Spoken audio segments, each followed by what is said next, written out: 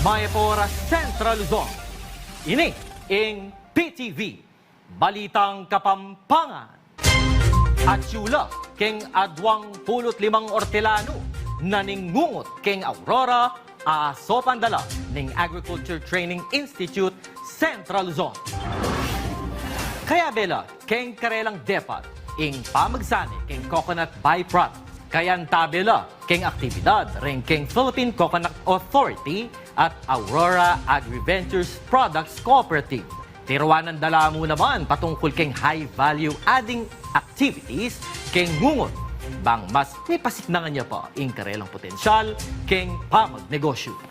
Iabed na nala mo naman keng benepisyaryo na ning benting bigas meron na program, reng sablang magliligo. Agpang keng Department of Agriculture, patupad DET, mag-umpisa keng August 29, kareng miyayaliwang fish port.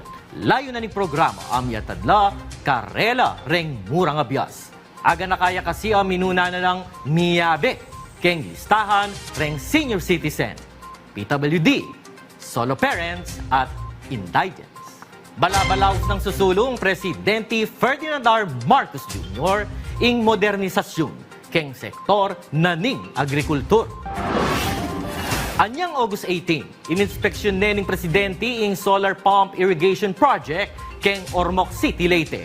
At yuya, keng dinalan a ektarya na ning asikan ing agyo na niting pagsilbyan. O nina ing pekamaragul a solar pump irrigation project na ning National Irrigation Administration, Eastern Visayas. O reng balita keng Manisiswan. Ngening kayo rasa. Para kay ngaliwa pang updates, i-follow you kepo keng kaming social media platforms. Yakpin kay kong talasuyo, Arlukier Motas, para keng pambansang TV, naning Bayong Pilipinas. Dakal pong salamat, Maya pa oras, labuan, Kapampangan.